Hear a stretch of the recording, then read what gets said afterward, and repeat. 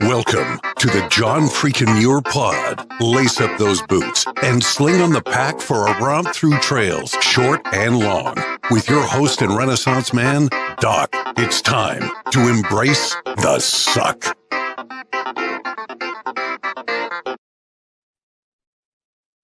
Welcome back to another week on the trail, dirtbags and hiker trash. I'm Doc, and this is the John Freakin' Muir Pod. Let's start off with a reminder. If you are enjoying the podcast, take just a minute, help us out, leave us a review on Apple Podcasts. And if you're not enjoying the pod, well, just go ahead and keep that to yourself. All right, let's get to this week's guest who has some stories to share. I am very excited to welcome to the studio this evening, Jason Hardrath, whose story is partially documented in the short film from Athletic Brewing Company, Journey to 100. Welcome to the John Freakin' Muir Pod, Jason. How's it going? I'm really excited to be here. This is exciting, Doc. I have kind of been wanting to have a chance to chat with you since I first came across your podcast when I was researching a push I did in the Sierra that I had to use a good chunk of the John Muir Trail for. So I'm excited to be here. Nice. Now, did you just listen to the JMT episodes, or have you listened to some other episodes? Just chunks of the JMT ones. Okay. I kind of jumped around between JMT related episodes. So yeah.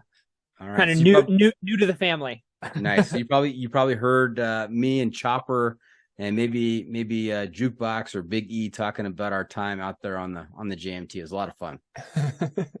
Yeah. You know who you should have on to chat is my girlfriend, actually, Ashley. She just did the southbound women's FKT on the JMT and had an amazing experience with lots of hallucinations. Oh, nice. Yeah, wild hallucinations too, not casual ones. So some good stories there. All right. So you know what? You beat me to the punch because I know that on our DMs on social media started off with you suggesting that I talk to Ashley. I had no idea that she was your girlfriend, by the way.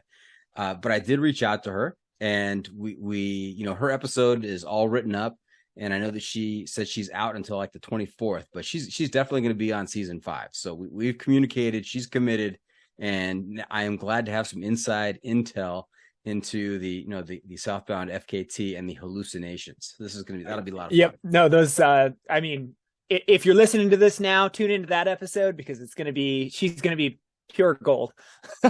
Are you saying she's going to be a better guest than you are? Oh man, you had to go and use the word better. I guess we'll see. We'll leave that up to the listener. Are you two? I mean, she's out there doing FKTs, so I have to assume that she's a pretty competitive person. Are you as competitive? For us, it's kind of, there's definitely some competition to it, right? Like you wouldn't go do anything that you choose to push yourself hard instead of just taking it casual if you didn't have some competitive drives.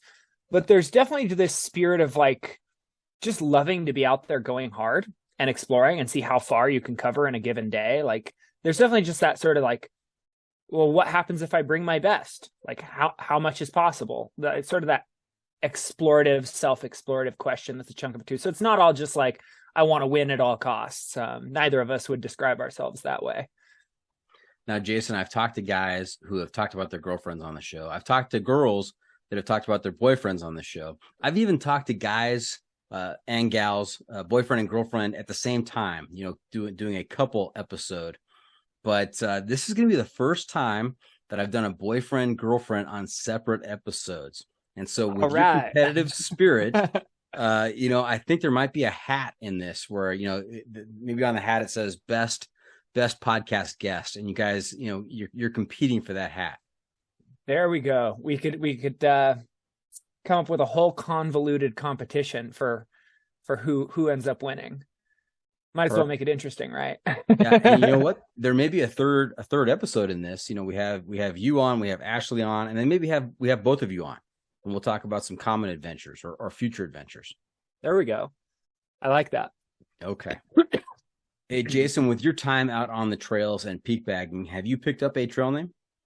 That's the one thing I was thinking about as we were rolling into this. I'm like, because so many of my adventures only utilize a chunk of a trail, even though I'm doing like covering extensive ground, it's like there's not a lot of time to cross paths with, the community where I would land in a place and receive, get that name bestowed upon me.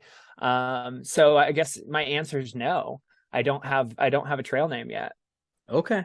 All right. We usually go by trail names on the podcast, but if you don't have one, you don't have one. So you'll be Jason, and maybe we'll be on the lookout for a trail name this episode for you. Yep, we can leave that wide open. Okay. Maybe even listeners want to get involved and chime in with what they think it should be when this episode's posting. Drop it in the comments. Absolutely. Audience participation is always welcome. That's a great idea. All right. Now, Jason, you've listened to a few of the episodes, so I'm assuming that you are familiar with a regular segment that we do that happens towards the end of the episode. It's the Pro Tip Insight of the Week. And that's where I will turn to you and ask you to share some trail wisdom with our listeners to make their next outdoor experience even better. So don't be surprised when we get there. I'll be ready. Okay. And I'm sure you've got lots of trail wisdom to share throughout the episode as well. But I'll do my best. I hope I've got one or two things good to say since I've dedicated a big chunk of my life to this. Don't get caught giving up all your trail wisdom early. Hold one in reserve for the pro tip. I'll keep one in my back pocket. Okay. It's time for a current event. Oh, hey, this is a semi-regular feature we do on the podcast, or maybe semi-irregular. It doesn't happen that often, but when it does, it's pretty fun to talk about. This is a current event, and usually what I'm doing with a current event is I'm pulling stories from the headlines about hiking or mountaineering or something else related to the outdoors. But this time, I am actually sharing an experience from my own life that just happened yesterday.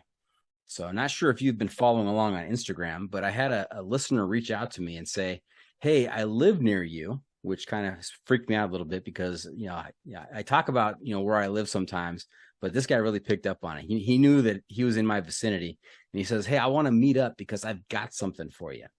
And so I took a chance and I said, all right, let's do this. And I met up with him yesterday afternoon on the way home from work. I took a little bit of a detour outside of my usual route, and he gave me this. And I'm going to have to turn off my virtual background here of Evolution Lake so it shows up. I love that background, by the way. Yeah, so you're going to get a chance to peek behind the curtain here. Hang on one second. There we go. But I don't know if you can see this. Oh, look at that! Yeah, it's a sign. John made out of reclaimed redwood. Pod. It says the John freaking Muir Pod. Let me see if I can get this right. And at the bottom, it has our tagline, "Embrace the suck." That is a glorious sign. Yes, it is beautiful. It's amazing. It is from Eric Coleman, who did a fantastic job. This was totally unsolicited, but totally welcome. And I've actually, I posted a picture last night of this on Instagram, and it got a lot of comments, a lot of likes. And one of my listeners, I don't know her first name, but she goes by MNOYI. So if you're listening, MNOYI, she said, I can't wait to see this sign in different locations, because I had posted a picture of myself, my daughter Half Calf, whose voice that was in the intro. My daughter Half Calf, she took a picture of me outside with the sign, and she took myself and the sign out of that background and put us on top of Mount Whitney, and I posted that picture. And so MNOYI said, I can't wait to see it in new locations. So we're going to play kind of a Where's Waldo. I'm going to hide myself in the sign and in some pictures and have a little fun with that and post that on Instagram occasionally. That's fun. I love it. And I love the sign. That's such a cool thing. What a cool thing to have somebody reach out and have made you something special like that. Yeah. Hey, maybe it needs to become one of the new backgrounds during the episode too. You know what? I like the way you're thinking, Jason. That's awesome. Yes, we'll absolutely do that. Eric Coleman, if you're listening, and I think you are, thank you again. Quite a gift. Really surprised me. Really touched me. One of the best things about this podcast is not only the people that I talk to on the podcast, the guests. I feel like I have friends all over the world, all over the country, all over the world, and also interacting with the followers, with the listeners out there, and just hearing their take on stuff. I've had a couple of items now sent to me like this, which really just it makes it all worthwhile. I'm not making a ton of money on this podcast, as you can well imagine, but it's these interactions and the feedback that make it all worthwhile. So Eric, thank you so much. Yeah, mad props, Eric. Cool move. 2 thumbs up. 2 thumbs up from Jason Hardrath. 2 thumbs up. All right. The must bring gear review. All right. Our next segment is a feature we've been doing called the Must Bring Gear Review, sponsored by the ultralight backpacking gear company 6 Moon Designs. Have you heard of 6 Moon Designs? I have. Ashley extensively uses their product for a lot of her fast packing because they're the perfect size. They have the running vest front as an option. That's right. So you can keep all the stuff you need on the fly if you're going to move for 10 hours straight. Mm-hmm. Right in hand's reach. Yeah, no, they make a great product. Yeah, great backpacks, great tents. The Lunar Solo, very, very handy on my last trip. It was fantastic. Trekking pole tent. And so they're sponsor of the John Freaking Muir Pod. And here's how this segment works. So if you were to let a stranger pack your bag with pretty much generic gear for a multi-day hike, what is the one specific piece of gear you would insist on being packed? And if you've got a particular brand for that specific piece of gear, even better. So, Jason, what is your must-bring piece of gear out there? Okay, I have to settle a context first. I'm still showing up wearing the clothing I would normally wear. They're not choosing that for me, are they? That's correct. You're not naked. Okay, so shoes and clothes I've already got. Okay, good. Unless your standard kit is hiking naked, you just have shoes on and a hat, and you're good to go. Let's see here. Let me think about this. Well, considering a lot of the stuff I do, a lot of the stuff that I do is off the beaten path. I would say first thing on my mind is an emergency beacon, because nobody's walking past the places I go. There's not going to be any, I got lucky and someone happened to find me with my leg broken. It's either the button works or the button doesn't. So I would say that's first and foremost with the types of off-trail peak bagging adventures I do. And with the emergency beacon, do you have a specific brand that you prefer to use? Right now I have a Spot. I've used a couple of buddies' Garmin InReach, and I think I like the InReach better. The Spot has, as far as like the two-way communication features, right. The Spot is just, sad to say, less reliable than the Garmin. I'd probably go toward the Garmin right now. Yeah, they're pretty pricey, but I mean, if you're hiking in remote places, especially by yourself, I mean, this is a must bring. Yeah, no, absolutely. And anything is better than nothing, but I would say probably Garmin's doing one of the best. The thing that pushed me over the edge, here's a little story that pushed me over the edge with it, as far as saying what I said. I had the Spot and I had some minor like frustrations with like messages not going through in a reasonable amount of time, like days late. Okay, what use is that?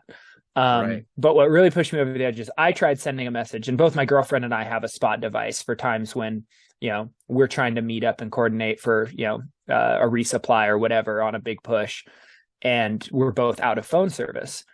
And I sent a message and my buddy sent a message from his Garmin at the same time to her Spot. So it's a Spot communicating to a Spot and a Garmin communicating with a Spot. She got his message first by a long shot. And I'm like, what? So I feel like I'm just bashing on Spot, which, they were one of the first in the domain of communicators, personal communication with satellite. So guess can't bash on too hard, but yeah. But being first, I mean, you can't just rest on your laurels. This is true. If Garmin is communicating with the Spot quicker than the Spot communicates with the Spot, that's an issue. Maybe someone in their engineering department will hear this and they'll be like, "Okay, we're going to fix that." So maybe positive energy. That's right. That's right. If we have any listeners at Spot, please just take this as constructive feedback. There we go. So yeah, that would be my number one piece of gear for the stuff I do. Beyond that, I would say the next thing that goes in my bag is wind layer, water layer, regardless of weather. It's like that's the one extra layer I'll always pack, even if I'm going fast and light. It's like just in case. So yeah, those would be the first two things. How many am I supposed to go? Do you want me to keep going? No. We're going to talk about gear in a little bit here, but I think that weather layer, that rain layer, that's always important to pack because you can never tell. Even if you've got a forecast, 10-day forecast with nothing in sight, if you're up in the mountains, that can change in a heartbeat. Yeah. And my engine, this is me knowing myself. Some people would be like, oh, I'd bring a puffy too, just in case like I get benighted. My engine runs really hot. So it's like normally I'll hike up like Mount Rainier in shorts and a single upper layer, like a sun hoodie. And other people are in their full decked out mountaineering gear. Just my engine runs so hot, but I know, if I get benighted or I'm injured and I have to move more slowly or can't move, like I need to have at least something with me for my body to be able to keep up. And you always have to think a little bit beyond just like, oh, this is all I need if nothing goes wrong. As we all know. Right. Shorts and short sleeves at top of Rainier. That's just some badassery going on right there. That's just an indication of who you are. It was a secret low key goal to summit the major volcanoes of the Pacific Northwest in short shorts. Dude, I've got a trail name already for you. Oh, shoot. Here we go. And this is good because it's dual purpose. I mean, there's a number of ways you always like to have multiple interpretations of something, right? So you're low key. It could be LOWKEY or it could be LOKI. I mean, there's mythological kind of connotation with that, low key. Try it on for size. All right. We'll come back. I'll kick that can down the road. There you go.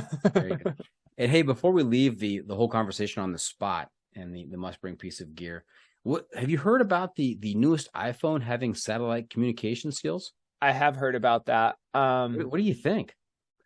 Oh, I mean, as soon as you add convenience to something like that, it's going to be a game changer for the industry. I think I've actually had a lot of conversations because one of the things I helped do is two guys took on the Sierra peak list, which is 247 peaks of the Sierra that were chosen by the Sierra Club. It's like one of the most historic and definitely like largest peak lists in the country. And they decided to try to take it on in a single year. Sort of this mentality of, okay, if you have a PCT size motivation, like you want to carve a chunk out of your life and just go like be in the outdoors, but you don't just want to walk on a trail, like what does it look like to apply this to a mountain space where just every day you're going to go climb more mountains? And so it was this kind of experiment, similar to how I did the Bulgers in the Journey 100 film. A little more relaxed pace because obviously 247 peaks is more than 100. I could kind of have the throttle down harder. But this sort of through climbing, if you will, of an entire peak list.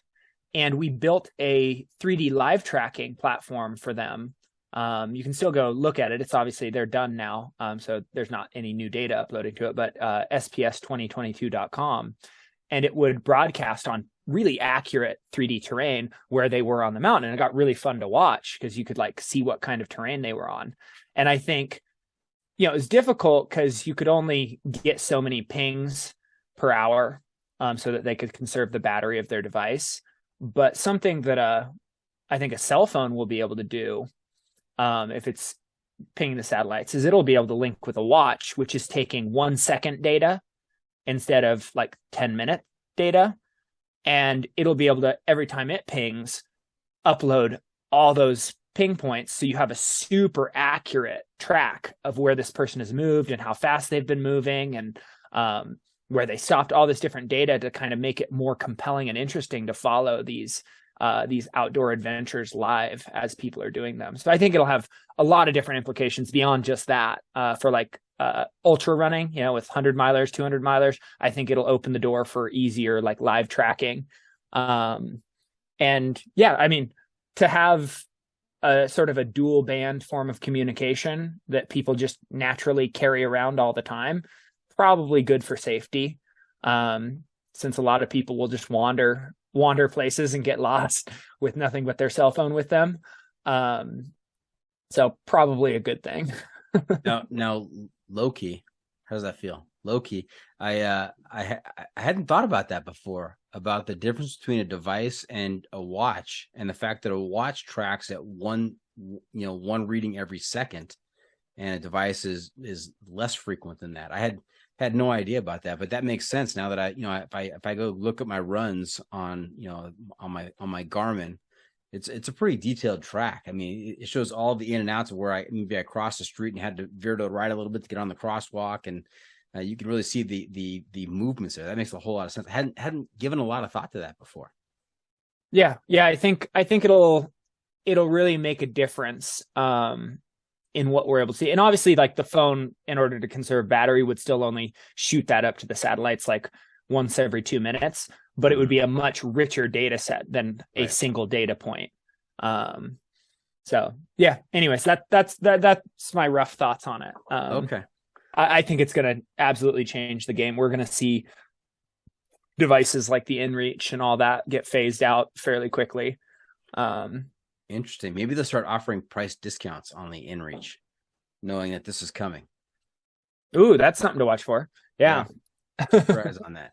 All right. Hey, I said we're going to talk about some gear, and to help us talk about gear, I've got It's the hiking pole. the hiking poll. It's a 7-question survey. Poll is spelled P-O-L-L, not P-O-L-E. P-O-L-L, like a survey. And this is a 7-question survey that we're going to cover, mostly about gear and opinions on hiking. It's going to help me give you a score on the sanity scale, a score from 1 to 100, with 1 being completely insane and 100 being completely sane. All right. All right. I'm ready. Okay. Have you seen these questions? I don't think so. So this is shooting in the blind here. That's right. That's right. Are you nervous? Oh, I guess we'll find out. Okay. if I were to ask Ashley, and I'll probably ask her on her episode, hey, what score would you give Jason? Ooh, you should. On the sanity scale. What would she say? Let's see. I don't think she'd give me above 50%. I think it would be 50 or lower. That's my guess. All 50 right, or lower. right. Well, we'll see if that holds true. She knows you best, so I may get this wrong, but she certainly knows you best. So, all right. First question, very easy: trekking poles or no trekking poles? It depends. Is that an okay answer? Already, he's going with a third answer that's not offered. It depends. Okay. Why does it depend?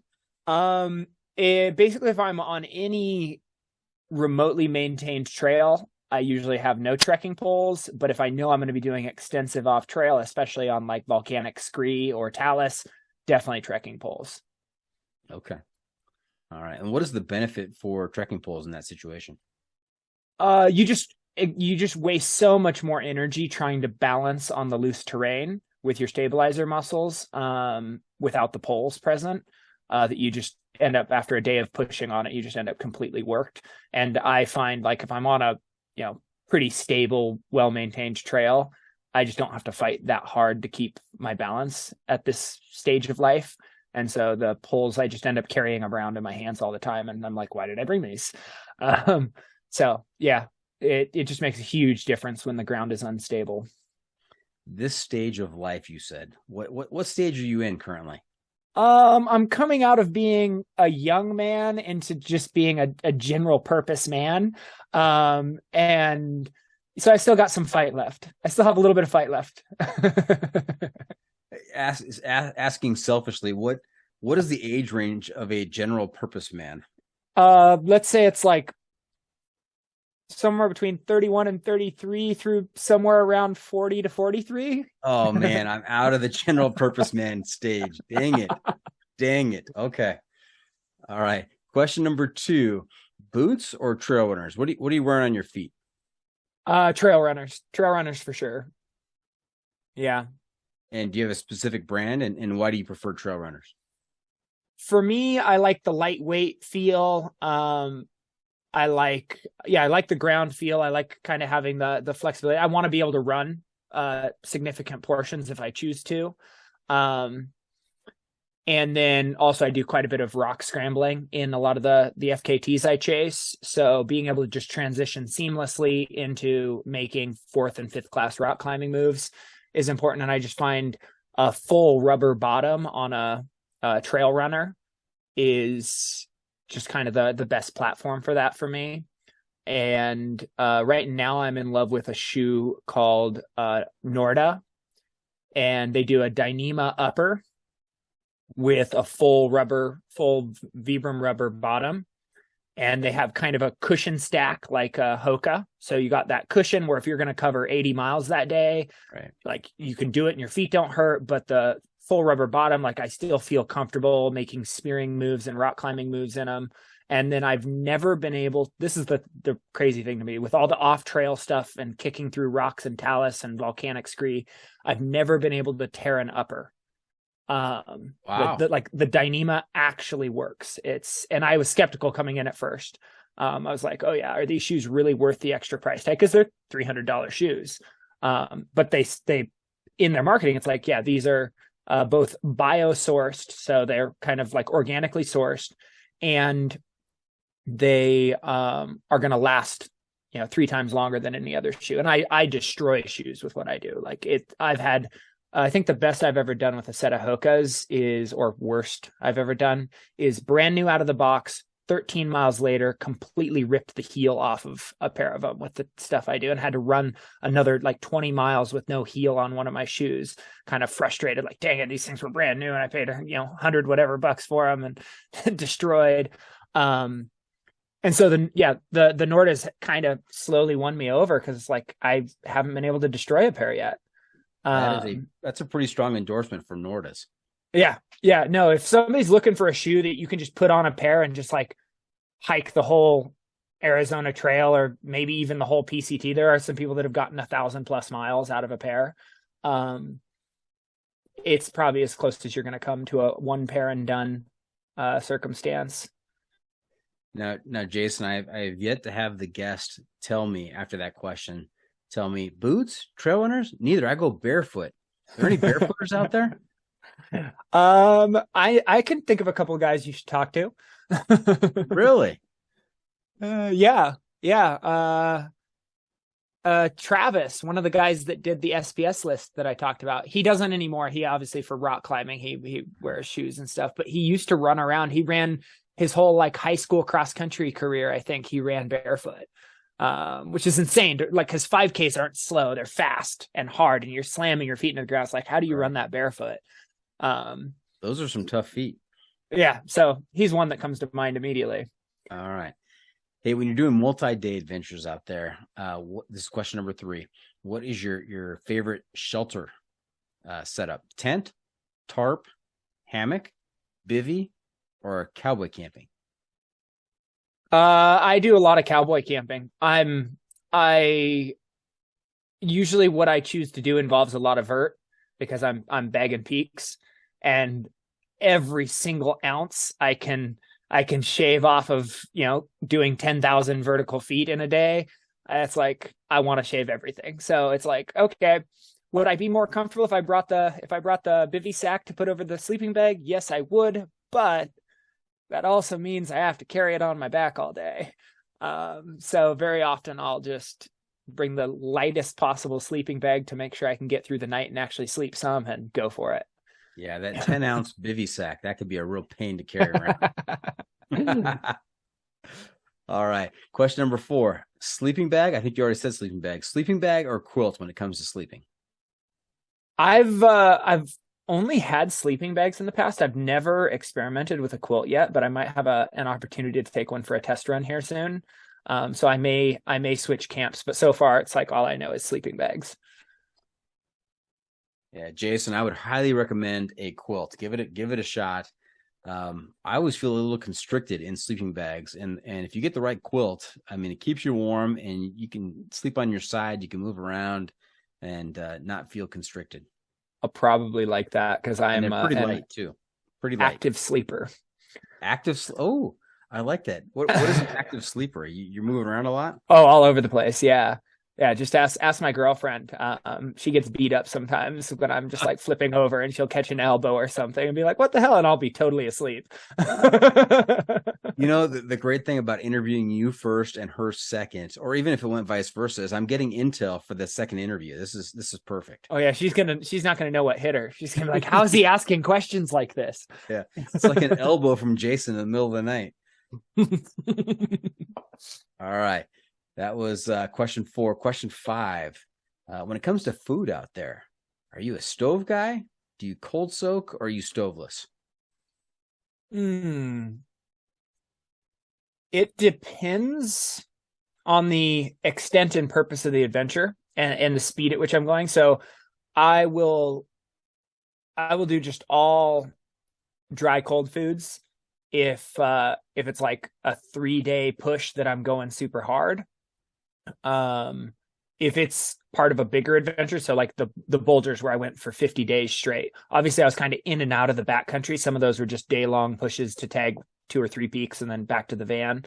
But some of them were like, I think I had up to like 5 backcountry days on those pushes. And on those days I brought a stove because it's like, all right, it's going to feel really nice to have some warm food after like being out in the middle of nowhere and fording streams and climbing glaciers and stuff. So yeah, I think especially if there's a chance that I'm going to feel cold while I'm out there, like, glacier travel, that idea that's like, but yeah, I'm going to get warm food at the end of this is always nice. Okay. Now, question number 6. Is life better above or below the tree line? Above. Hands down. Above. No hesitation. No hesitation. I love it. You know the correct answer there. That's right. Above the tree line. What is it about above the tree line that makes it just better? Oh man. Especially when you've earned it physically, like you've like had to like work your guts out. With the boulders, you do a ton of bushwhacking and for those who haven't been through Washington State, it's like a temperate rainforest. So it's like you could be there were literally times where I'd be 10 feet away from my climbing partner, Nathan, and we couldn't see each other. It's like that thick, not open forest walking that some people call bushwhacking, but like full on like bushwhacking. And so you fight your way out of something like that for just hours of just fighting for your life. And then you pop above the tree line and you're like, yeah, I earned this. And then the views just open up and you've got the rocks and the ice and the glaciers. And oh man, it's otherworldly out there. And that would be the quickest way I'd sum that up. Yeah, Jason, I think you hit it right on the head. It's the, putting in the effort to get there just makes the view that much better. And the fact that you have a view without any trees in the way is pretty spectacular. So well said. All right. Question number 7, last question in the hiking poll. What's more important? And I think I already know the answer to this based on your previous conversation. What's more important, pack weight or luxury items? Pack weight. So you're not carrying a chair out there. You're willing to sit on a rock on the log or just lay it on the ground. I hardly own a chair at home. You have just the essentials: the TV on the wall, maybe a laptop, and somewhere to cook your food. Bare essentials. Yep. Bare Because essentials. the less you have, the less comfortable you are, the more you want to get back outdoors, right? Yeah, no, I live a pretty Spartan life, in all aspects, really. So, All right, let me do some quick math here. I got to put your answers through the algorithm, see where the score comes out. Let's say, I got to carry the 2, got to divide by √3. We're going to multiply that by pi, and we are going to adjust for the atmospheric pressure on Norman's 13, and I come out with a score of 48. 48. I don't think I'm that far off from Ashley. we'll see. Maybe that'll be the exact number she'll give you. We'll see. That would be something special if that's dead on. Okay. And you know what? As long as we're at it, what score would you give Ashley on the sanity scale? I'm going to give her. Now I'm writing this down. So 62%. 62. Okay. Yep. 62. She's just going to be a little more sane than me. Okay. That's probably a good thing, right? No, it's a great thing. It's probably a good place to be. Yeah. If you have a couple of people below the sanity level, below the 50% line, I mean, there could be some magic at times, but ultimately there's probably not a good ending in that. You have to ask yourself, is a good ending really what you're aiming at in life? Yeah, I think there's been or is movies. it a good middle? That's right. Yeah, there's been movies with that exact plot line. So, all right. Hey, before we get too far down the trail, Jason, let's back up a little bit. Let's talk about your background, where you grew up, what kinds of sports and hobbies you played in high school, and how did you get involved in the whole outdoor adventure cult? So I was ADHD little kid, the annoying one, the impulsive one that would do dumb stuff that annoyed you, say dumb stuff that annoyed you, be generally annoying. And the way I found to express myself at first, that the only forum I could really be successful in was the forum of channeling that energy to move, that ADHD, that hyperactivity, into structured sport activity. So at first it was skating, and I would just skate nonstop all day long. My parents got super sick of it because I would just sneak out of the house in the morning and skate all day long. And they'd be like, how the hell did you feed yourself? I figured it out. And then that turned into running, because I broke my wrist while skating, and they were looking for the excuse anyways to like get me to quit being a vagabond all day. And so they're like, no more skating. This was too expensive. And I discovered running. And this was as I entered middle school. And so by 8th grade, I was like one of the fastest ones in the school. And I was kind of on the edge of being able to break a 6-minute mile. So I'm like, and this is just in PE. And so I'm like, okay, like I want to be the one that runs a 6-minute mile. Like I want to break the 6-minute mile, be the fastest one in the school. Like this will be cool. And I pull it off. Final PE mile of the year, roll through 5:57. The only number that mattered was that 5 at the front as the teacher was reading it off. And I remember just being in so much pain, like just like lighting yourself on fire from the inside, right? That's what running a good mile feels like. And my head is spinning and throbbing, and like I'm just laying there though, but just like so satisfied that I did this thing. And it just like solidified this goal setting mindset where I'm like, okay, like if I'm willing to put in the work, if I'm willing to suffer, like I can do anything. And very quickly in high school, I learned that just because you're willing to suffer doesn't mean you can do anything. Because one of my next goals was to try to break the school record for my high school in the 1500. And I never got close to that record, not even remotely, like not far enough away that it's almost laughable to think about now. Even though you suffered, even though I suffered a lot. Yeah. I even got to the point where halfway through high school, I was training year round for my sports. I'd go for runs in like 0 degrees and sub-zero temperatures, like training in the winter to be ready for track season. And just like fully committed, right? Dedicated. That's actually the plaque. One of the plaques hanging on the wall here is from my coach in high school. The word she chose to describe me during senior awards was dedicated. And it hangs right in the center of all that stuff, to start conversations with my students now. Yeah. If you're listening to this, you may want to pause and go check out the YouTube video, because Loki is calling in from his place of work, and on the back wall there, why don't you describe what's on the back wall behind you? I've got 143 bib numbers from various races I've done, from the 800 meter on a track all the way up to Ironmans and 100 milers, and some various medals and awards and things ranging across from high school all the way to recent times. It's a great conversation starter with my students. I'm a PE teacher, so it kickstarts great conversations about life and hard work and what it means to take aim at something. It's a cool tool to have it hanging up here. You may be overqualified to be a PE teacher. I mean, if I walked into the class, what grade level do you teach? I teach K through 6. K through, oh my gosh. So if I'm K through 6 and I walk into your PE class and you're a guy who's done an Ironman, I'm feeling pretty inadequate. Yeah. They only hear the portion of the story that helps them feel motivated to move forward. And that's the art of teaching, right? Is to be able to hand people the next piece of their narrative that they need to keep moving forward.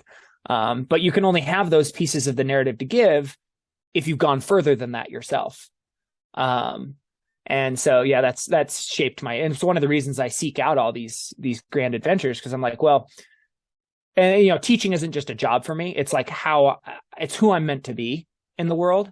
Mm-hmm. And so I go out and seek out these grand adventures because it's like, okay, if I can figure out how to do this stuff, and I can, you know, someone fairly mediocre and average, like I'm not elite in any measurement. If I can find a way to go do the things I do, then it's absolutely possible for a huge portion of other human beings. And for the right people, it's the thing they need, right? They're out there searching right now for the thing to like break through their own like misery and complacency. And it's going to be some grand adventure that helps them have that breakthrough. And the world needs people seeking out their own adventures so they can turn around and go, hey, no, I've been where you've been and I've got something for you. But you can't be in a place to do that if you haven't gone there yourself. So there's some authenticity to it for me. Yeah, a couple of follow-ups on that. One is I'm an educator also, so I love the fact that I love listening to what you're talking about right now. We're getting pretty deep, pretty philosophical right there. It is awesome, incredible. And you said you're not elite, and I'm gonna pose a counter opinion to that. You may not be the fastest Ironman athlete out there, right? You might not be in the top 5 in the Ironman competition, but if you look at the world's population and you say out of these 7 billion people, how many have run an Ironman? How many have competed in an Ironman? I mean, just the fact that you've done an Ironman, I think that puts you in elite status. And after all, I mean, on those type of ultra endurance athletic events, in my mind, you're not racing against others. You're racing against yourself. If you are a finisher, you are among the elite. I guess, yeah, when you zoom it out enough, it's fair to say. But I think there's a difference between you saying that and me trying to say that. And so if someone else wants to adorn me with whatever words they want, you know, go ahead and put me down or build me up. That's up to you and who you are. They can go right ahead. But I'm going to try to shoot as straight as I can for what keeps me moving forward inside my own story. And I don't think I need to think of myself as some like super elite. I don't think that helps me with how I interpret the world feel a stronger sense of motivation to move forward. I think I'd rather just be the underdog. Understood. I can appreciate that. But being a guy who's out of the general purpose man category, I look upon you and your feats as being elite. So keep it up. Well, thank you. All right. Hey, we're going to take a quick break. When we come back, I've got some other questions to ask you and some other life events to discuss with you. So stay tuned. We'll be right back. And welcome back after those words from our sponsors. We are talking to Jason Hardrath. Maybe he's low key. Maybe I thought about the number 5 as well. 5. I mean, that seemed to be an important number to you, trying to get to that. You know, that was the mile time that you were listening for. It's the only thing that mattered, you said. So, I mean, that seems like an important number in your life. 5, yeah. 5, 5er. I don't know. Yeah, I'd have to think about that one. All right. We'll keep throwing them out as they come along. We'll see what happens. Hey, another thing you told me about before the episode, and I'm interested to hear about, is this whole event that happened in 2015, which in my mind doesn't seem that long ago. It's 7 years ago, I know, but you know that 2015 was the year of my first experience in the Sierras, first real experience in the Sierras. So I mean, it seems pretty fresh in my mind. What happened in 2015 with you?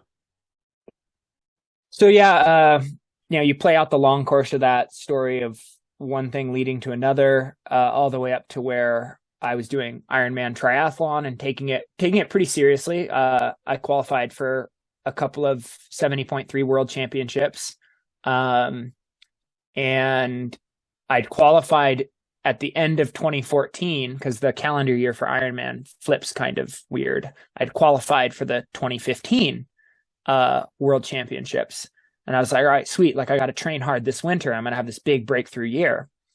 And so train hard from 2014 winter all the way into 2015. On like February that year, I put in 100 training hours, like hard quality training hours.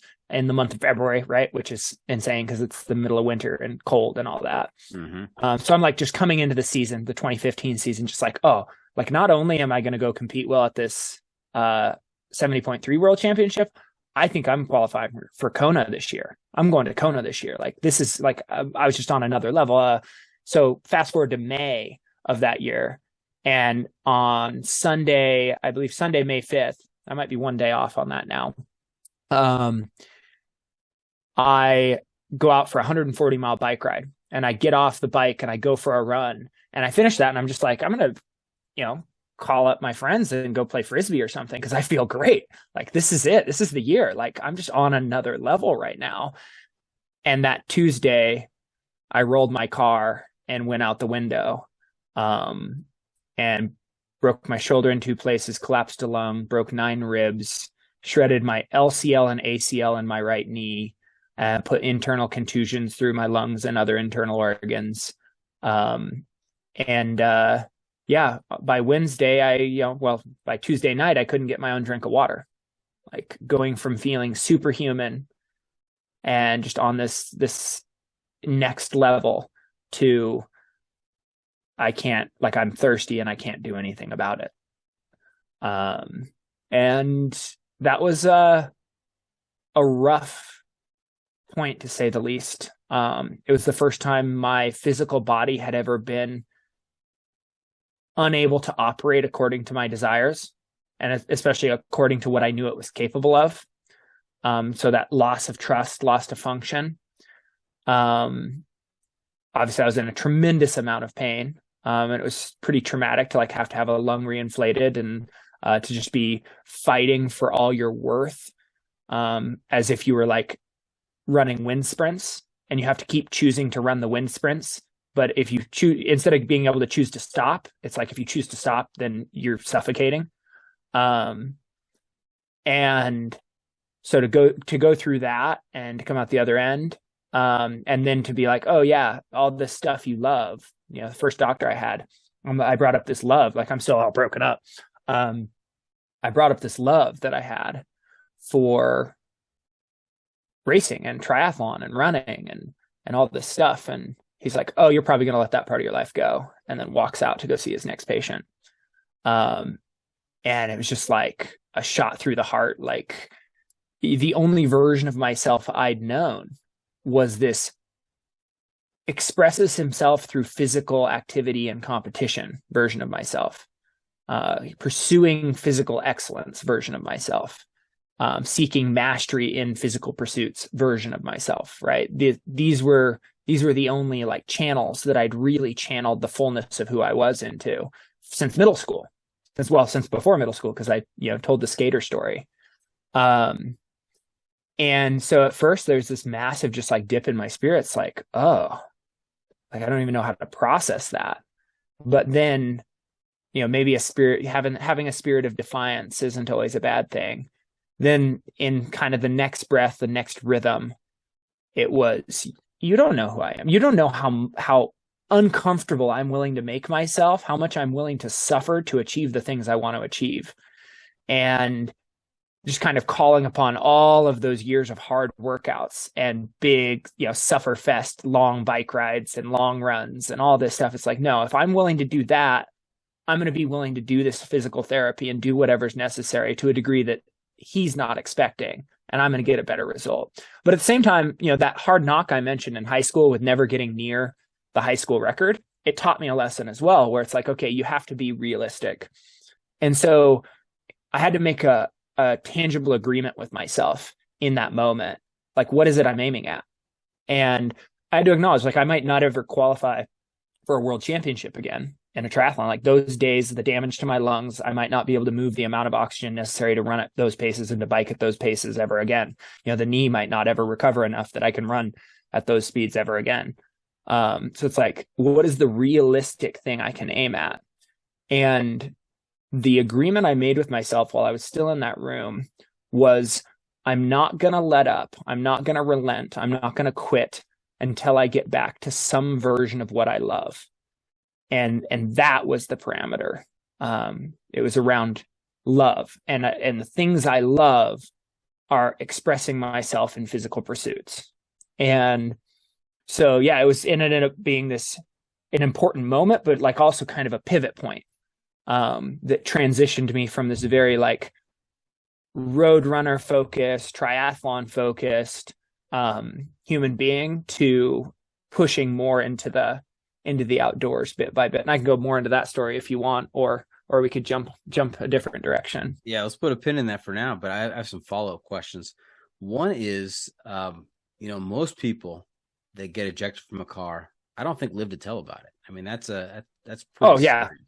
Mathematically, I should have died, like so much so. And one of the other doctors in the emergency room was like, oh yeah, if you were like a typical, like an average American, you would have suffocated on the side of the road probably. So it's like, this trade your Ironman fitness for a get out of death free card, for whatever that's worth. But yeah, no, I should have died. Like the fact that I didn't smash, because it wasn't like soft grassy ground I landed on either. It was like rocky, shoulder terrain of a road. And somehow I only came away with the injuries that I did. It's kind of crazy. Single car accident? Yep. I was, it's like I tell my students, it's not usually something big that gets you. It's a series of little mistakes that all add up. I was stressed out, had a rough day of teaching where it seemed like every group of kids I taught the whole day wanted to get in a fight about something. And then the other track coach didn't show up. So I solo coached the entire track team. And then I volunteered to be a representative for our school at the district office, which is 25 miles away. And I was running late because of running practice. And so I'm like, being a younger teacher at the time, I'm like, I'm about to be late to a meeting with the superintendent. And I'm like, this is bad. So I'm like driving too fast and in a hurry and forget to put the seatbelt on. And like, I realized I have enough self-awareness to realize like, oh, I'm stressed out. I'm like, my head's all over the place right now. I should turn on some music and try to like chill out, even though I'm driving way too fast right now. So I go to reach, I had an aux cable at the time, right? This is in the past. So, 7 years ago, so long, went to plug the aux cable into the phone, caught the shoulder, went out the window as the vehicle rolled. Yeah. Did it all slow down in your mind at that moment? I mean, do you remember what you were thinking or what you were feeling as the car started to roll and you found yourself being flung out the window? So yeah, I can remember there was definitely that slow motion vibe as it caught the shoulder. And so like, I'm like reaching. And so then I like try to like counter, but it's a little car. I was in like a little Geo Metro. So no, it's gutless and it's like getting sucked in. There's nothing I can do. And I remember the momentum of the roll starting and feeling the energy. And, you're like, hold it. I have both hands to the wheel at this point. And you like feel as the tension starts to, in your muscles, in the what do they call them? The Golgi tendon organs that sense how much tension is on your body. And you can like feel the tension like increasing at such a rate that you just suddenly no, it's like, there's physically nothing I could do. I could manifest a, record best for myself in maximum force my body's ever generated. And I'm still going out that window. Like no amount of strength that I have, that I possess physically is going to, and like that moment like comes like, the attempt to hold in and then like, oh no. And my final words to myself would have been a self-deprecatory, well, shit. Like, this is it. This is how you do it. And then I think that's when my LCL got torn. I think it got torn between the steering wheel and the center console of the car as I was getting thrust out of the vehicle, because I have no conscious recollection of actually going out the window and actually like flying through the air or any of it, which is probably one of the things that made it turn out well, because I flew totally limp and not like flailing. But yeah, I think that's probably when, because I don't know why else I would have lost consciousness in that moment, other than if it was because the knee got shredded in that moment. But yeah, so. Wow, what a moment! I mean, you're literally staring death in the face. I mean, you're in a situation where, you know, the higher percentage of people end up dead, and thinking to yourself, this is it. I can't even imagine. The thing, as I reflect on it, that's really astonishing about it is how calm I was. The fact that I shifted straight into this, like, kind of calm, like able to have like humor at myself. Like, I always try to relay that to like my parents and family and loved ones, that it's like, hey, you know, if I do end up going in the mountains, like, I'm probably not screaming and cursing and you know, angry. I'm probably kind of like, well, fucked that up. Should have looked for that rock. Huh. I'm probably calm, and I'm happy that I've lived the life that I have. I don't know. To me, like, slowly losing function trapped in a hospital bed sounds like a much more of a horror show than to go out doing something I love. Not that I'm aiming to, right? Not that I'm going to try to go mess up out there. I'm going to give it my best to do the best every time I go. But I don't know. It's, you know, it's not a terrible thing to have the thing that made you alive in the first place end up also taking the life that it gave. Mm-hmm. I don't know. Weird philosophical opinion there, but yes, that's right. Maybe you're Socrates. I don't know. You're very philosophical. You know, one of the things I do during an interview, is I'm always on the lookout for a good episode title. I think we may have just stumbled across it. I think the episode title is, well, shit, this is it. I mean, that's pretty good, right? Yes, please. This episode can serve as my epitaph. You can have this played at your services. Yep, there we go. All right. Yep. Hey, the other question I wanted to ask you is that doctor in his bedside manner. Do you think that was a calculated move on his part to say, you know what, if I tell this guy it's all over, he can't do this anymore, that's going to push him to rehab even harder and be successful with that rehabilitation? Or you just think that maybe he had crappy bedside manner? I think, sadly, today in the Sue Happy American culture, he was covering his butt. Like, he was going like, okay, what's the worst usual outcome that comes from these things? And I'm just going to spout that off. So that way expectations are low, so it never can circle back. Like, if they get anything better than that, they're going to be happy. So sadly, I think there was some of that, and some just, he had probably like 9 other patients to see that day before he could go home to his family. And so it was just like, what's the most quick, statistically honest answer I can give, and then get on to the next thing. You know, he wasn't there to have a heart to heart. So yeah, I don't blame him. It's sad that, you know, our culture like drives things that way, but I don't think he was having the presence of mind or a strong enough knowledge of me as a human being to be like, this guy needs some reverse psychology. But yeah, maybe he'll hop on a podcast episode and say otherwise. Yeah, maybe. If you're listening, call in. Let me know. All right. Hey, I really want to get to the journey to 100.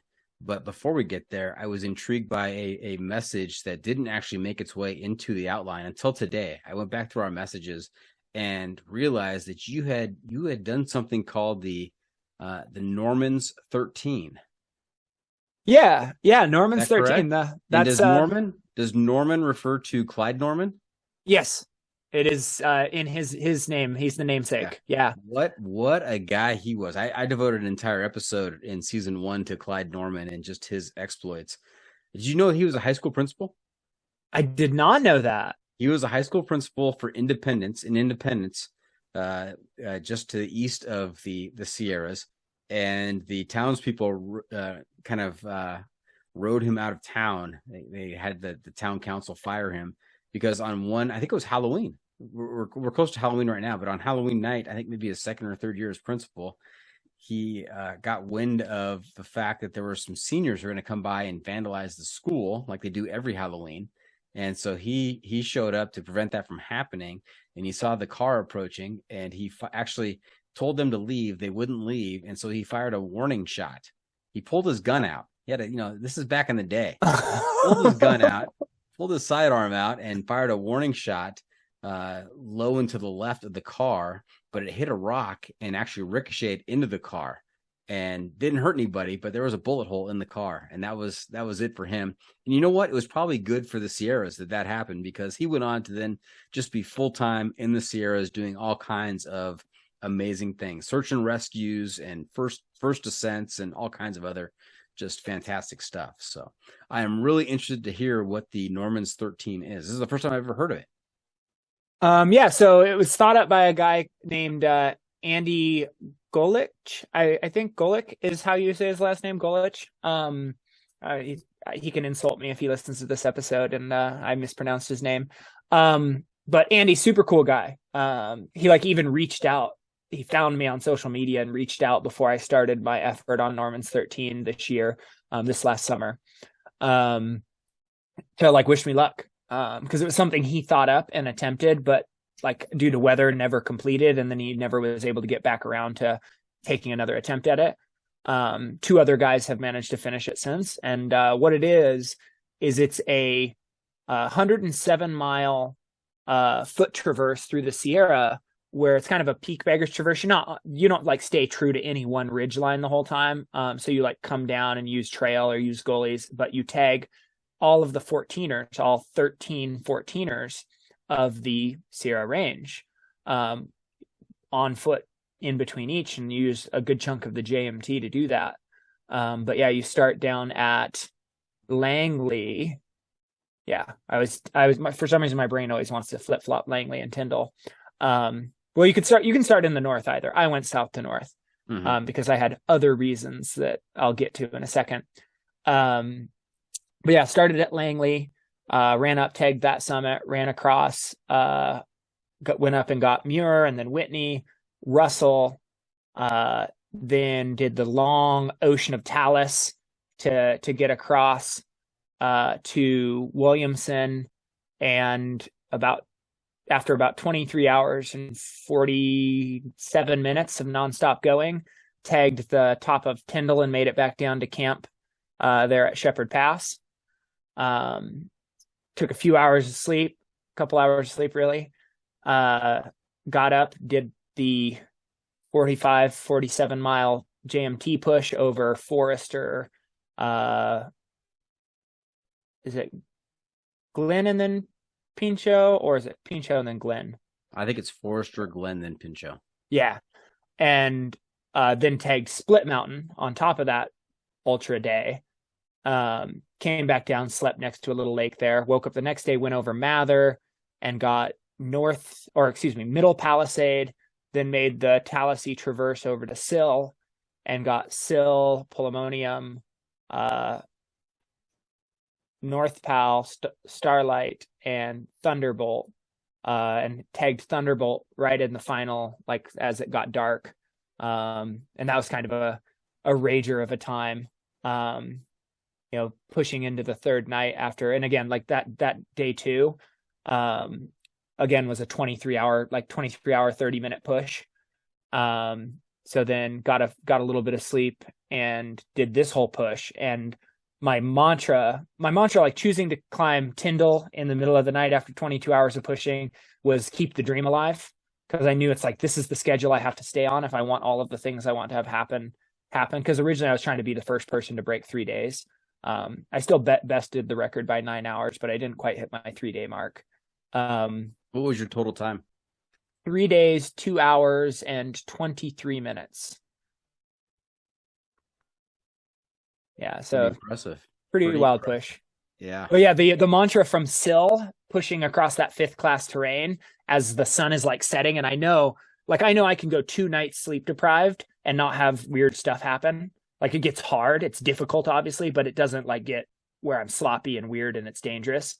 But the 3rd night sleep deprived, I've been around this block enough. I knew I will get really messy, and we cannot be on 5th class terrain anymore when darkness fully sets in. And so from Sill, after we got up Sill, and I like the thing I was repeating to myself as we're climbing Sill is like, don't pop yourself. Don't light too many matches. Like, keep it calm.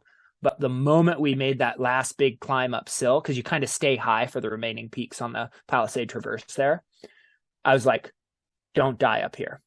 Like that was just a full switch flip where it's like all reserves on, all survival energy on, just go. And we just raged across the Palisade Traverse in like 3 hours and 15 minutes in the setting sun. And it was just an amazing experience. So it went from keep the dream alive to don't die up here. Yep. And then my regular listeners, they know what's coming next because you said you're good at being sleep deprived. You know what I think would be a good next adventure for you, Jason, is the Barkley marathons. Have you heard about those? I have, of course. I'm that friend. I'm that friend that all of my other friends ask me when I'm going to do the Barkley. Yes. Yes. All right. And what's the answer? When I get an invitation. Let's go with that. I don't think you get invitations to that. I think you have to apply. There's some secret process for applying that is not widely known at all. You've got to talk to the right people to figure it out. But I've talked to some world-class athletes on this show that have participated in the Barkleys before. And the Barkleys is just brutal. But I think that if you can operate at a certain level of sleep deprivation and you're good at wayfinding, I mean, that might be in your skill set right there. Might be. It might be. The only thing about it that's not that intriguing to me, like if you could put the same thing up in the Sierra or up in the Alpine, I'd be like, oh yeah, let's go do this. Like, let's go. Like, I'm gonna have to like be sleep deprived and like scramble 4th class and 5th class. Like, let's do it. But since you're kind of down in the brush and the brambles and the briars just the whole time, it's like, I don't know if my spirit would be in it. And like your spirit like has to be in it when you go to do something like that. You have to be willing to die for the cause, so to speak. And I just wonder, because like all of my best efforts involve being in the Alpine. It's extensive movement in Alpine environments. And it's like, that's where my heart and spirit is. I love being up there. And I just don't know. I just don't know if I'd be able to, like, I wouldn't want to let myself and other people down, like trying to ramp myself up and go there and then just like kind of hate the experience and not be in it and be like, you know what, I'm done. Like, I'm not here. It is so legendary though, and so quirky. I mean, there's just so many odd details about the Barkley that even though it's a little bit lower than you're used to, I mean, I think the whole experience is kind of legendary. Yeah, it's true. You make a good point there. I've talked to Mike Wardian. I've talked to Jeff Garmeyer, aka Legend. I've talked to Jamil Corey. All of these guys who are just literally world-class athletes out there doing things that nobody does, and they've all had a shot. Maybe some of them, a couple of them, multiple shots at the Barkley, and it just kicks their butt. I mean, it's crazy how difficult that is. Yeah, well, I mean, it's one race where most years nobody finishes it. That's right. Yeah, it's a special kind of event. Yeah, I don't want to make it too competitive for you, but Ashley kind of dropped that she was thinking about entering. So, you are a terrible man. All right, hey, that was fantastic hearing about Norman's 13, 107 miles in 3 days, 2 hours and 23 minutes. That's kind of you almost made it to 3 days. I mean, that's pretty dang close. Yeah, so close. Yeah, I was a little heartbroken, but I was happy to get it done because I'd gotten, talk about freak accidents. Actually, in May of this year, so just a couple months prior to doing this effort, I got hit by a deer. Like a herd of deer went in front, and there was one straggler, and it freaked out and drilled me as I was descending a hill at 40 miles an hour on my bike. And so ended up in the hospital, lost a bunch of skin, contusions. My hip, like when I did this effort, my hip still had fluid in it, was still swollen and had fluid in it. So it was like, I almost thought, like, at first it's like, well, there goes my whole summer. Like, I got injured right before summer, but managed to come away with no broken bones, no major internal organ problems, just like a lot of missing skin and a lot of swelling. And so I actually did a different kind of push, a different link up called Convoluted Bliss in Tuolumne Meadows. It's about a 41-mile ridgeline traverse. of the Merced River drainage, and only one team had ever finished it. And so I grabbed a couple other guys since I wasn't quite confident being out there solo. And I was like, hey, let's go give this thing a go. Like we'll just kind of go casual fast, see if we can cut the time in half, because the previous team did it in 8 days in just kind of a full on like heavy duty sort of mountain siege process. And we're like, all right, we're going to go light and fast, but we're not going to go like crazy hard. Because it's kind of a test run for me to see if I can still trust myself out there. And I knew I could trust those two guys if I started to have problems. They're really good guys. And ended up finishing it. And it was like, okay, like I'm beat up and it hurts and I'm not as fit as I want to be. And I'm not as fast as I want to be, but it's possible. And this is the summer I know I have to do it. So I'm just going to go for it. And I still wanted to try to break the 3 hour mark or the 3 day mark, but just ran the bank account dry and came up a little short on being able to write a big enough check for it. So with all that said, I'm still really happy with 3 days, 2 hours. Absolutely. What an accomplishment. And Jason, I have to tell you that, we've kicked around low key. We've thrown out 5 or 5er. I was even thinking about, you sound like you kind of identified as an Ironman. So I was thinking about maybe Stark, as in Tony Stark, Ironman. Stark, that might be a good one. But I'm really thinking now, after hearing your stories, the getting thrown from the car, getting hit by a deer while riding a bike at 40 miles an hour downhill.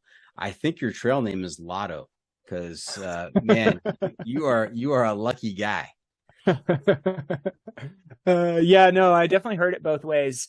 Anybody that's never heard of like a motorcyclist or a bicyclist getting hit by an animal before, I was like, oh my God, you're so unlucky. I've never even heard of that. Like, wow. But then anybody who has heard or had a friend have a person on animal collision of any kind are like, oh my God, you're so lucky. That happened to my friend and he was in PT for 5 years, like hardly able to walk or or neck injuries or blah, blah, blah. So it's like I have really unlucky things happen to me, but I end up with like the statistically unusually good result. And it still hurts a lot. Like it's not fun, but yeah, no, definitely got out of both of those relatively unscathed. Yeah. All right. Hey, Lotto, tell us about Journey to 100 and Washington's 100 tallest peaks. Absolutely. So the wild thing that happened, I mentioned pivoting after the car accident, is I couldn't really run and I was kind of doing a lot of PT to recover, and I started hiking because like, all right, I don't have to have, when we walk up and down steep hill, we kind of keep our knees a little bit bent anyways. And I couldn't straighten my injured knee all the way for a long, long time. So it's like, all right, I can't run, but I'll hike hills, and hills led to mountains led to bigger mountains. Pretty soon I'm doing mountains that have like technical summit blocks. I'm like, okay, I guess I'm a rock climber now. Like, let's jump into the climbing gym and just go all in with like bouldering and figuring out how to climb, these rock routes. And it's like, all right, so now I'm a rock climber and a hiker and a mountaineer, and like, okay, there's glaciers on some mountains. Like, let's learn all about that and the rope skills and all this. And so I'm like accumulating these skill sets, and I'm accumulating like this experience in the mountains while simultaneously doing all this rehab for the knee and stuff to get back to where I can run again. And, fast forward through like 2 years of that, and I get to a place where I can finally go out and go for like a 10 or a 20 mile shuffle jog, and the knee doesn't turn into a massive grapefruit. It's like, oh, like I just went out and I moved a significant amount of distance, and my knee didn't swell up. And it's like, I was having multiple occasions where I'd go climb a mountain or do a hike, and my knee wouldn't be swollen afterwards. It's like, okay, like this is cool. This is new. Like this is a breakthrough.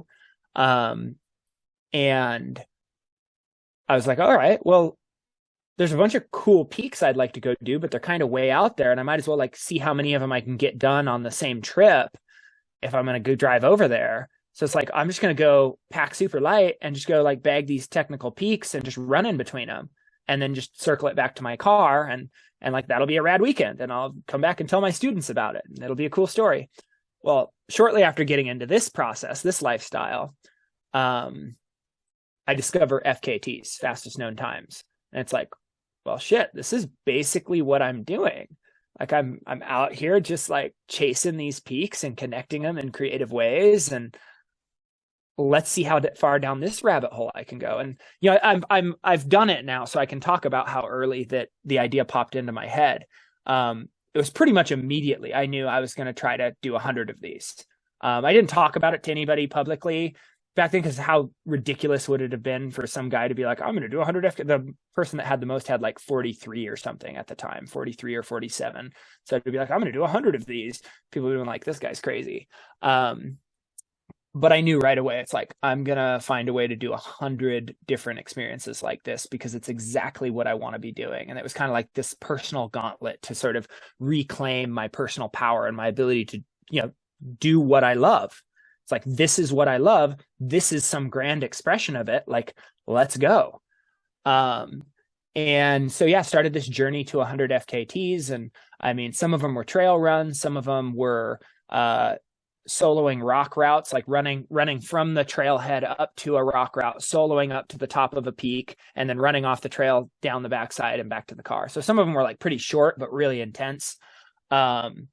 Others were things like the Rainier Infinity Loop, which is climbing up over Rainier, down the other side, circumnavigating back around to where you started on the Wonderland, going up and over again, back down the other side, and then doing the other part of the Wonderland Trail to complete two halves of a circumnavigation and finish where you started.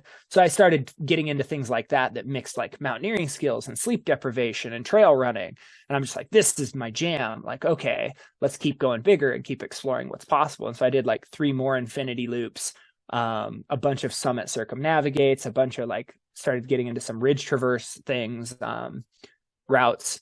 And then I even got into like canyoneering, like slot canyons, semi-technical, minorly technical slot canyons that felt appropriate to like go fast and hard in, sort of like nature's obstacle course, if you will. There are definitely some of those that shouldn't in any way be competed in because they're just too dangerous. But with some of the lesser technical ones, it was like, this is perfect. This is like boulder problems and like a couple of rappels and a lot of running. This is awesome. But then, over the course of this thing, right, like I'm racking these up, going all these different places, doing rock routes, doing link ups, doing things on volcanoes like infinity loops. And people actually start paying attention to it. Like they're actually interested in it. I kind of wondered like that might happen, but I was like, whatever, like this is my thing. I'm just going to go chase the stuff that makes me feel alive. But people started asking, well, what are you going to do for 100? At this point, I was public about it. I was like 70 FKTs in. So it's like, okay, it's not crazy for me to say I'm going to do 100 of these now. I have enough of a resume, or maybe it is still crazy. Who am I to say that? Anyways, people started asking. So it's like, well, I guess I should maybe do something like super cool for number 100. Like, let's make it big. Like, let's go big for 100. Wouldn't want people to say I took the easy way. And the Bulgers list of Washington's 100 tallest peaks, it's called the Bulgers list because that's what the people who originally climbed them, the original like 6-7 people that climbed them, called themselves. And it had come across my radar once before, and someone was like, oh yeah, that current record's really strong. It's going to stand for a long time. And the record at that point was 410 days. And I knew enough about mountains and what I'd seen athletes do and what I'd done myself that I was kind of like, I didn't say anything on the thread, but I'm like, no, somebody's going to come along and beat that. Like, even if the mountains are as hard as everybody talks about, like with insane bushwhacking and no access and glaciers and rock climbing and trails only going on 2 of them, like even if they're absolutely heinous, the slowest an athlete is going to do it is 1 peak a day. Like they're going to find a way to average 1 peak a day and hit 100 days for 100 peaks, like even if they're that hard. And then fast forward, somehow it bumps back across my radar as I get into this phase of like, well, what do I want to do for 100? And suddenly it hit me in a whole new light where I was like, 100 peaks for the 100th FKT in a push. And then the question became, can I figure out the logistics? And this is what really attracted me to it. It was sort of this like reaching into the chaos, right? I do well reaching into chaos. Like if I'm put into too much structure and order, I get like, I feel stifled and I want out. Like I have to be able to like roam and just let craziness happen and all that. So it was like, oh, is this even possible? There was this question of like, can it even be climbed in a season? And if so, how fast can it be done? And I don't have the luxury of it taking me 100 days because my school summer is only 75-ish days long, right? So now it's like often the constraints around us are what make the things we do most interesting. And so it was like, I have to find a way to fit these 100 mountains that have never been done in this style into a school summer so I can do a clean, don't go home till it's done push. And, did the logistics, like 6 months worth of phone calls with other mountaineers and Zoom chats and looking at different maps on CalTopo and other places and planning routes and loading GPX files. And, probably basically I look like the crazy guy in the conspiracy film that has all the yarn on things. Basically, I had the digital equivalent of that on my computer. And it looked like some kind of crazy person's mapping system, and realized it could go in 50 days. And I was like, all right, if things go right, I can do this in 50 days or just barely under. But 50 days is a reasonable aim, because you got to, with something that big, you have to have some wiggle room for I might need a day off before going into 5th class terrain so I don't kill myself, or I might miss the boat, or a road might get closed. And I was like, all right, 50 days. That gives me, even if stuff goes way wrong, that's still way less than 75 days. So it's like, I should do this. And it went quickly from I should do this to, okay, this is what I have to do. There's not an option. I knew this is what the world has meant for me. And so just aligned and went for it. And spent 50 days, 23 hours, 43 minutes climbing Washington's 100 tallest peaks, with wild bushwhacking and glacier travel and soloing on rock climbing routes, and just living in every kind of way I would care to live for 50 days straight. Holy smokes. So you took it from 410 days to 50 days, 23 hours. Yes. Wow. It was one of the largest margins, in recent history that an FKT has been bettered by. But I knew what I was aiming at, right? It had the orienteering, it had the bushwhacking, it had the glacier travel, it had the rock climbing, it had all these components, right? And I'm a school teacher. I can't help but think in ways that I've been influenced to think. It felt like the perfect final cumulative exam, right? 50 days of doing iterations of every single thing I've tested myself on and been attracted to in every previous FKT, but it's nonstop for 50 days. It was like, this is it. This is the perfect final exam. So I knew what I was attempting to do. I wasn't just trying to beat the record by a little bit. I was attempting to redefine how people thought about the entire list. I wanted to move it from it being thought of as this big endeavor that you put years of your life into. The guy who did it the fastest did it in over a year. Most people take 10 years or more. And I wanted to move it into this category, sort of Colorado's 14ers are thought, where it's no, this is a project. You can take a summer, you can take a spring and a summer and a fall or whatever. You can take a season, a single season. And that's what the phrase I used was Bulgers in a season, to show people this can be done. And, people ask me things like, oh, are you gonna do it human powered? Are you gonna bike in between? Because that's been done on Colorado's 14ers. People have biked between them all. I'm I'd actually thought about it in my initial planning. Should I try to figure that out and do human power? Because I like cycling as well, obviously, with my background in Ironman. And I was no, that's not for me. That's for someone who comes next. I had the clarity of thought to be I need to prove that it can be done and focus 100% of my attention on that. And then people will come along later who want to show what else can be done. But first, this step has to be taken. And sure enough, earlier this year, a guy reached out who wants to put together the first human-powered, self-powered push on him. And so we're talking back and forth about his itinerary and his plan. And so it's cool. Somebody's going to do what I thought would happen if I did this. And another kid reached out who's I want to try to be a person who climbs them all in a season, Bulgers in a season. So it's okay, this has actually reshaped the thinking on this set of peaks. So I'm not just one crazy guy. I've made other people crazy too. Yeah. It's amazing. It's amazing what happens when people realize that something is possible.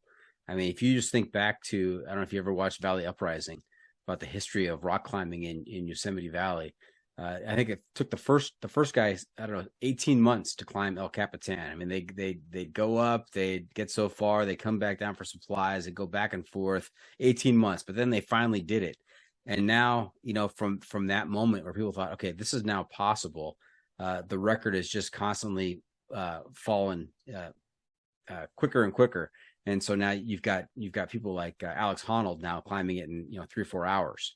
And so once people realize that something is possible, it's a whole paradigm shift, and people start understanding what they can actually do. Yep. No. And I had enough awareness that I knew I was participating in something like that. And the cool part is there's a whole community around these mountains, right? They're very special to people that live in the state. They have like a celebration dinner. I'm actually going to be the MC here this weekend for this year's iteration of the celebration dinner of people who finished up the list. And it's cool because it was meaningful to them too. It was cool to see that group rally and be excited for someone to like bring that much attention and love and like passion to their beloved mountains to like do this. And then, yeah, now it's also cool to see the people that are coming after, the whole Field of Dreams thing, build it and they will come. Right. It's like now the Bulgers, it's like, yeah, okay, this can be done in a season. I want to give it a go. Like, this seems awesome. Nice. So yeah, no, it's fun. It's fun to have participated in some small way in moving the needle on what people think is possible. It's fantastic. Congratulations. And Jason, I've thrown a lot of trail names at you. I'm going to throw one more out. This one might stick. Who knows? This is a word that you mentioned earlier in the story here that I think is meaningful to you. So maybe this is it. What about pivot? Pivot. I mean, you were on the Ironman trajectory, doing all kinds of incredible things, and then you had this moment in your life, and you pivoted and got into some peak bagging and some incredible things there as well. Not a bad one. That one has some real depth to it. Yeah. That one, yeah. I think you're on a general strong upward trajectory with these. Okay, good. Good. We've gone upwards from low. Hey, pivot. You know where we are right now? I think you're going to tell me. I sure am. The pro tip insight of the week. That's right, half calf. We are at that time of the episode where Pivot is going to be able to share some trail wisdom with our listeners to make their next outdoor experience even better. What do you have for us? All right. So which way do I want to take this? I've been thinking which direction I want to go.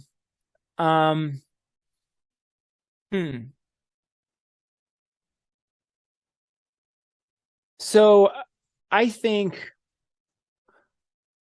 it's really easy to jump into a camp of like, oh, like pushing super fast is dumb. Like you're missing the whole point.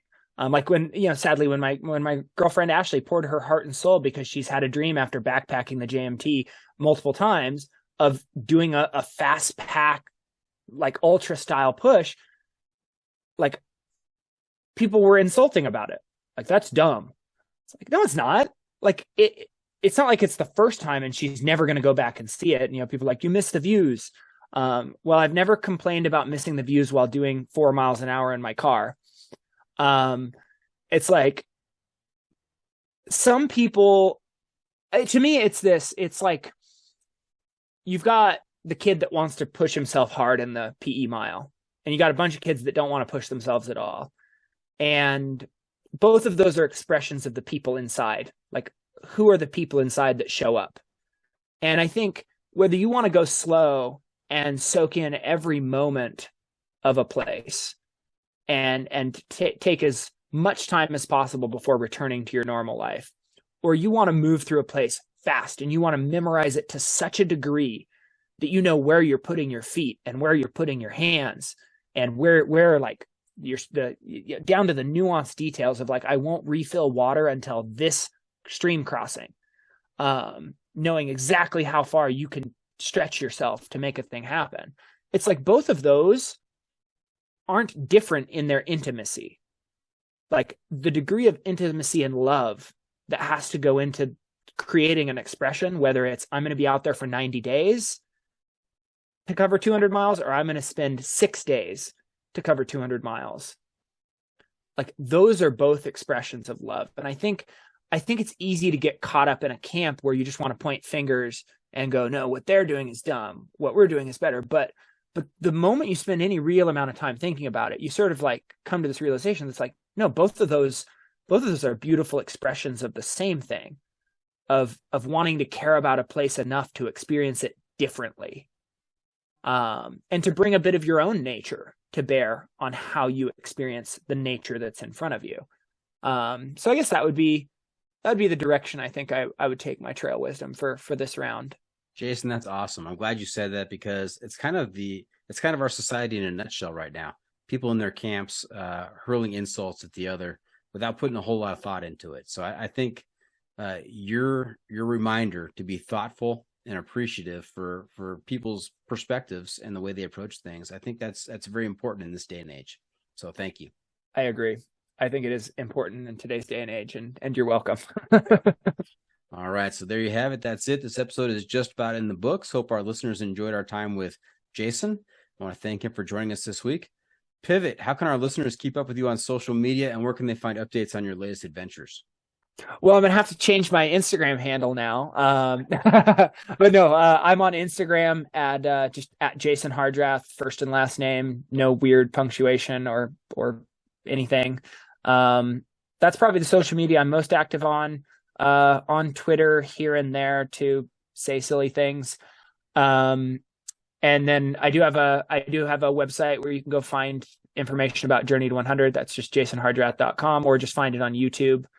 Journey to 100. You can search it in the search bar and it pops up, or Outside Watch if you go to such places. Please do watch Journey to 100. Share it with some friends.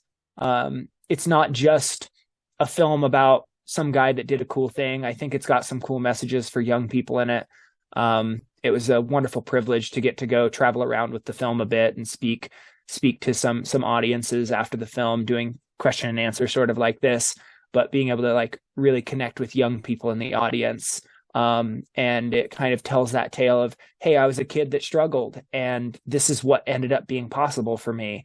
And that has really resonated with some young people. So, maybe if you have some young people in your life, it could be a tool that helps them see something else out on their horizon. Hey, do your students realize how lucky they are to have a teacher like you? Do they realize what you've done out there? I think, how could you really know, right? When you're 6 years old or 11 years old, that's right. Yeah. It would be the water you swim in. You would just think like all PE teachers are like this. I do get the review any PE teacher I assume gets, where my kindergartners think I am the best PE teacher in the world. And so let's go with that yes, I'm the best PE teacher in the world, according to my kindergartners. Nice.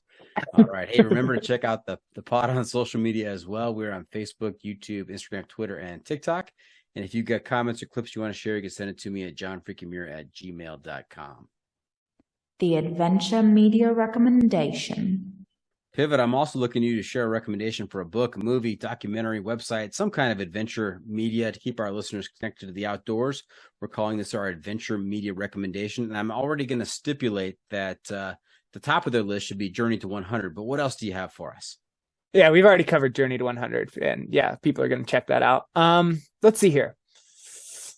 Let's pull a book out of the blue. I think a beautiful book from a different vein than what we often spend our time doing as people who are on our feet, but that really captures the essence and beauty of everything you can learn and everything that goes on around an ecosystem and a culture of people doing outdoor things, is The Emerald Mile. It's a book about floating the Grand Canyon and the long history of rafting and the building of the dams on the river, and the ecological impacts. And it goes outward and outward. Everything you'll end up learning about boats that were built and where they were built that came to be the famous dories on the Grand Canyon and the speed record on the water. And kind of some of the similar discussion to what I mentioned of people have both taken entire years to float the river, like as slow as possible, and people have done the whole thing through the Grand Canyon in 36 hours. And it's kind of that same thing of like both of those, you have to come to understand the place you're playing to a degree that most people don't. And yeah, it's a cool book. It definitely opened my eyes to the world of whitewater and the world of the Grand Canyon even more. I've played in the Grand Canyon a few times myself, running through it and whatnot, but it's a space worthy of our attention and worthy of us conserving it for those that are going to come next. Nice. I have to check that out. The Emerald Mile. The Emerald Mile. Okay. Hey, I'm also going to throw out there to our listeners.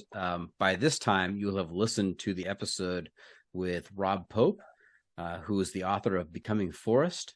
Have you heard of Rob Pope, Jason? The name vaguely rings a bell, but I can't recall why. The name of his book is Becoming Forest.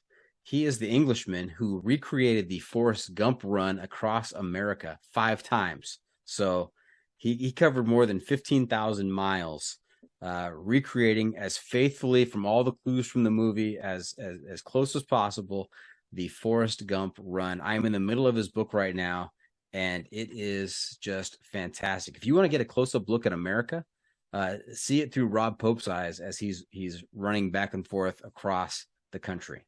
So very cool. That's wonderful. That's wonderful.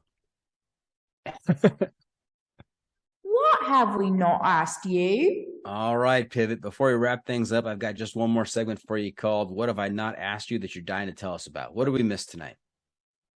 Yeah, I'll just say this. If anybody here has interests in stepping into the FKT world, maybe dabbling in that, or peak bagging, if you've spent a lot of time on the trails and so your systems are super dialed and you're like, all right, what are the things I need to be aware of if I'm going to take more steps off the trail and into the back country, feel free to reach out. Like I love to teach. The reason I do is to learn so that I can teach. That's the sequence of events in my life. And so I'm absolutely happy to help pass along any sort of encouragement or advice, or point you in a direction. If you're like, what should I do? It's like, well, you've done this. Well, this would be a good thing to try. Yeah, totally happy to do that. So there we go. Sounds like you've got that process dialed in. That's fantastic. All right. Hey, that's a wrap from the John Freaking Muir studio. Any shout outs to friends and family, Jason? Shout out to my girlfriend who's probably on a flight back from Bhutan right now. She got invited to go over there for the snowman race, which was, if you haven't heard about the snowman race and you're listening to this, you should go look into the carnage of what it was. Probably the new hardest race in the world, 125 miles, reaching a highest height. I think on a 30-mile day, they were at 18,000 feet, just under 18,000 feet for a big chunk of the day. So, just think of how hard it is to do a 30-mile day at 9,000 feet and then double that. And so that was just day 3 of the event. And so this hand-selected field of 29 athletes, I think only 15 or 16 of them finished. And so it's not like general entry. It's like these were hand-selected people, and still only, just barely over 50% managed to muscle through, which is pretty wild. So anyways, so shout out to her for being courageous and going over there. She sadly did not make it to the finish line. She had to pull out, but it was a huge, courageous journey and an amazing experience for her. And then I guess I'll shout out Athletic Brewing, because they've been hugely supportive, making the film and helping me on this journey to 100. And I don't know, the wild thing about them is I have a little bit of their branding on the side of my van. You'll see it in the film if you watch. Every trailhead I go to, someone comes up to my window and knocks, and roll the window down. They're like, I just got to let you know, your product helped me change my life. And I'm just like, okay, I have to pass that thanks on way up the chain. But to participate and be a part, even just a small role of helping with visibility as an athlete, to be a part of something that's what people have to say about it when they find it, is a really cool thing. It's really easy to be 100% heart and soul into it. So yeah, big shout out to Athletic Brewing for helping with this whole journey and making a film, so I have a reason to talk to people more. Nice. So yeah, That's fantastic. Now you have set the bar really high for Ashley. You know, she's gonna have to come in with her A game to earn the right to that hat, best podcast guest. But you know what? It sounds like she's got some stuff that she can talk about. I'm definitely going to talk to her about the carnage in the snowman race. So that sounds pretty good. Pretty good stuff. Yeah. And I mean, obviously ask her questions about Bhutan. It's like one of the hardest countries in the world to visit too. So yeah, it's been a pleasure. It's been a pleasure. I could get on a huge tangent and like steal her thunder because I'm so excited for her. But I will try to transition to not doing that. And, okay. Let us be done. All right. Hey, thank you for tuning in. Always remember the trail is the trail. It doesn't care if you want to go downhill. Doesn't care if it's almost dark and you're looking for a campsite. It doesn't even care if a wayward deer took you off your bike at 40 miles an hour. The trail is the trail. Embrace the suck.